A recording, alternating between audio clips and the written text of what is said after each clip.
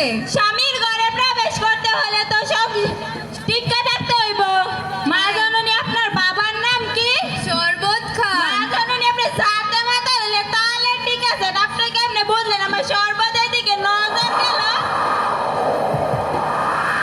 মা জননী হ্যালো সর্বতটা খাইতে আমার পরানটা ঠান্ডা হইছে। আপনার বাবার নাম কি?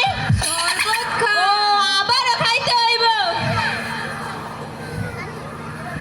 মা জননী এলা বলেন আপনার বাবার নাম কি? শরবত খা।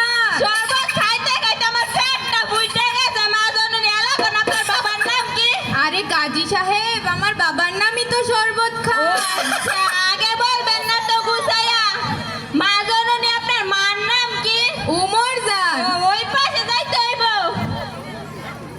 মা জননী এলা বলেন আপনার মার নাম কি? উমর জান। ও, আবার ওই পাশে যাইতে হইব। মা জননী এলা বলেন আপনার মার নাম কি? উমর জান। উমরদা যাইতে যাইতে মা জননী আমার পাউডার পেট হয়ে গেছে। এলা বলেন আপনার মার নাম কি? আরে গাজী সাহেব, আমি আপনাকে কিভাবে বুঝাবো যে আমার মায়ের নামই তো উমর ও জান? আচ্ছা, এবারও মিষ্টি হলো। মা জননী আল্লাহ আপনার নামটা কোন কি? কাইন্দা কর। ওই আমার মা জননী গো, আপনার নামটা কোন? আরে বললামই তো, কাইন্দা কর। ও এইভাবে হইছে না। ওই আমার মা জননী, আপনার নামটা কোন? কাইন্দা কর। ও এইবার তো হইছে না। ওই আরে গাজী সাহেব, আপনি কিন্তু এবার করতেছেন।